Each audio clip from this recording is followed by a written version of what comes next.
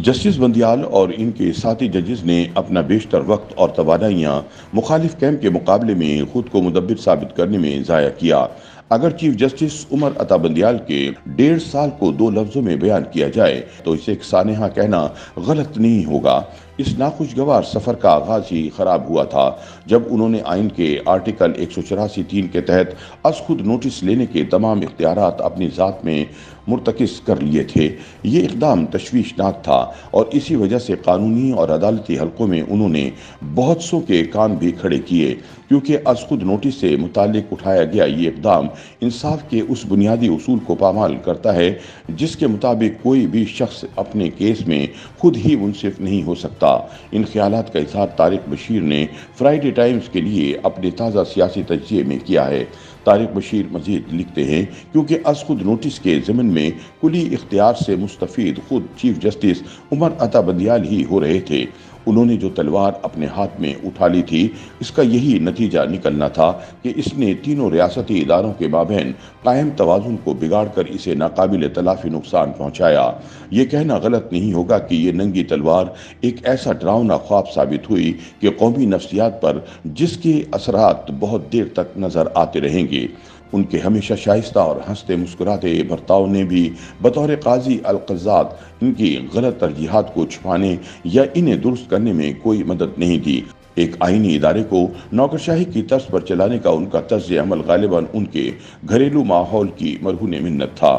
ان کے والد کی طرح جو کہ ایک سینئر بیوروکریٹ تھے، بیوروکریسی میں یہ تحکمانہ انداز ایک توازن قائم کرنے میں مدد دے سکتا ہے، مگر جب یہی طرز عمل ملک کی سب سے بڑی عدالت میں اپنایا جائے تو لازمی طور پر اس کے اثرات سلسلہ وار تباہی کی صورت میں ہی نکلتے تھے، جیسا کہ بندیال دور میں ہوا۔ اس طرح کا طرز عمل ظاہر ہے کہ اداروں کے اندر تقسیم پیدا کرتا ہے، جو چیف جسٹس بندیال کے کیس میں بھی ہوا۔ ججوں کے مابین اصولوں پر اختلاف رائے ہونا ایک حقیقت ہے جو کسی بھی سپریم کورٹ کا اثاثہ ہو سکتا ہے، مگر افسوسناک پہلو یہ ہے کہ جسٹس بندیال کے دور میں ججوں کے مابین نہ صرف یہ تقسیم گہری ہوئی بلکہ اس نے ایک ایسی خلیج پیدا کر دی جسے پاٹنا ناممکن تھا۔ یہ کہنا بجا ہوگا کہ ان کا 1.5 سالہ دور مایوس کن حد تک ان کی اپنی خطاؤں سے عبارت ہے، مگر وہ اسے تسلیم کرنے سے انکاری ہیں۔ ان میں سب سے بڑی اور تباہ کن غلطی جسٹس قاضی فائز عیسیٰ اور ان کے خاندان کو بے جا نشانہ بنانا تھی۔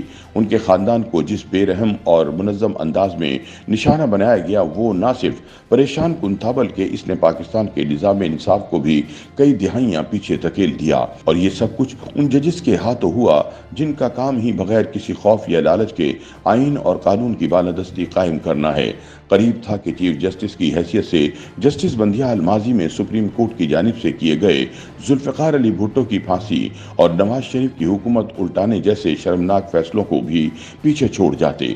ماضی کے چیف جسٹس صاحبان کی جانب سے لیے گئے از خود نوٹسز، جن میں عوام سے پیسے اکٹھے کر کے ڈیم بنانا، کراچی میں عمارتوں کو مسمار کروانا اور فارم ہاؤس وغیرہ پر دیے گئے فیصلے قابل اعتراض تھے، لیکن یہ چیف جسٹس بندیال کے ان فیصلوں کے مقابلے میں بڑے نیک اعمال دکھائی دیتے ہیں جو انہوں نے محض اختیارات پر اپنی گرفت مضبوط کرنے کے لیے کیے۔ یہ بتانے کی ضرورت نہیں ہے کہ سپریم کورٹ کے ایک جج کے ساتھ ان کی نگرانی میں جیسے غیر منصفانہ سلوک کیا گیا، بعد میں اس پر جسٹس بندیال کی بار بار کی وضاحتوں نے اس معاملے کو مزید مضحکہ خیز بنا دیا۔ اس سے عمومی طور پر سپریم کورٹ کا تقدس بھی پامال ہوا اور جسٹس بندیال کی جانب سے لکھے گئے فیصلوں میں تضاد بھی واضح ہو گیا، جیسا کہ پنجاب اسمبلی کا کنٹرول عمران خان کو سونپنے کے لیے آرٹیکل 63(a) کی مبہم تشریح کے ذریعے آئین کو ہی بدل دینا۔ ان کے اس غیر آئینی فیصلے نے ایک ایسے سیاسی ماحول کو جنم دیا جس پر افسانے لکھے جا سکتے ہیں، اور یہ سب کچھ بندیال سپریم کورٹ نے اپنی نگرانی میں کروایا۔ مختصراً کہا جا سکتا ہے کہ یہ ایسے ہی تھا جیسے کسی سائیکل ڈرائیور کو ہیلی کاپٹر کا کنٹرول دے دیا جائے۔ اس کے بعد جو کچھ ہوا تاریخ ہے۔ جسٹس بندیال اور ان کے ساتھی ججز نے اپنا بیشتر وقت اور توانائیاں مخالف کیمپ کے مقابلے میں خود کو مدبر ثابت کرنے میں ضائع کیا۔ افسوس کہ سپریم کورٹ کو لاحق مرض کی یہ تشخیص چیف جسٹس کی اپنی اختراع ہے۔ दूसरे लफ्जों में वो ये कह रहे हैं कि मेरी कोई गलती नहीं और यही इनकी विरासत का खुलासा है। जस्टिस बंदियाल अपनी इस बज़ाहिर खुद तरहमी के पीछे ही छुपे रहना चाहते हैं। गोया वो खुद नाकाबिल बयान मसाइब में गिरे थे और बड़े तदब्बुर से उनका सामना कर रहे थे। वो तो शायद अपने लिए वक्त रुखसत फैज़ का ये शेर पढ़ रहे होंगे कि दोनों जहान तेरी मोहब्बत में हार के, वो जा रहा है कोई शबे गम गुजार के। YouTube पर गूगली न्यूज देखने के लिए youtube.com की सर्च बार में गूगली न्यूज टीवी टाइप करें। गूगली न्यूज के पेज पर सुर्ख रंग के सब्सक्रिप्शन वाले बटन पर क्लिक करना ना भूलिए। YouTube पेज पर अपलोड होने वाली वीडियोस से बाखबर रहने के लिए बेल आइकन पर क्लिक कीजिए। आपको हर नई वीडियो के बारे में नोटिफिकेशन मौसूल हो जाएगा।